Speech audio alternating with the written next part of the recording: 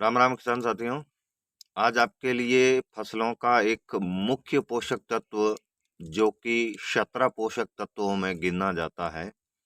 वैसे फसल के मुख्य तत्व नाइट्रोजन, पोटास, फास्फोरस, इसके साथ calcium, iron, silica, zinc, magnesium, manganese, cobalt, ये सब आते हैं। पर एक तत्व ऐसा भी है जो फसल के लिए अति आवश्यक है और प्राकृतिक रूप से वो तत्व बांस की पत्तियों में और बांस की लकड़ी में पाया जाता है। तो कई किसानों के पास बांस के पेड़ तो नहीं है।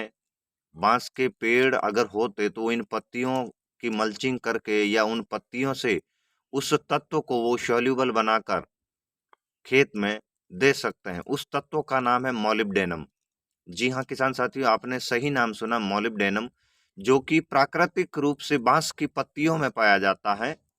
इसका अगर आपको उपयोग करना है, मॉलिब्डेनम तत्व प्राप्त अगर करना है, तो आपके पास पुराने बने मकानों के निकले हुए बांस के बल्लियां, जैसे कि आप चूल्हे के अंदर जलती देख रहे हैं। और आज हम एक ऐसे स्थान पर जहां मुझे ये दिखी तो आप तक ये संज्ञान देना जरूरी हो गया कि आप भी बांस की जली राख से किस प्रकार मॉलिब्डेनम निकाल कर उपयोग कर सकते हैं। हर किसान के खेत में मॉलिब्डेनम तत्व बहुत कम मात्रा में पाया जाता है और अक्सर किसान भाई मुख्य पोषक तत्वों की पूर्ति करने के लिए नाइट्रोजन, पोटास, फास्फोरस, कैल्शियम या और कई तत्व डाल देते हैं, पर मॉलिब्डेनम तत्व बहुत ही कम किसानों के संज्ञान में है।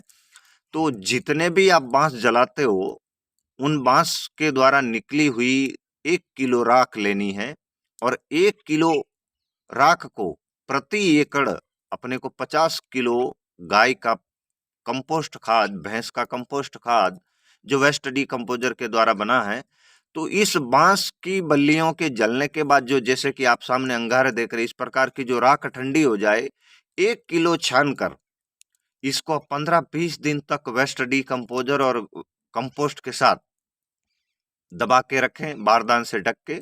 उसके बाद उस गोबर को आप किसी भी फसल की सिंचाई से पहले या फसल लगाने से पहले उस खेत में मॉलिब्डेनम तत्व की पूर्ति हो, इसके लिए बांस की बल्लियों के द्वारा जला गया राख आप काम में लें। इससे आपको शक्त और संपूर्ण मॉलिब्डेनम तत्व की पूर्ति होगी।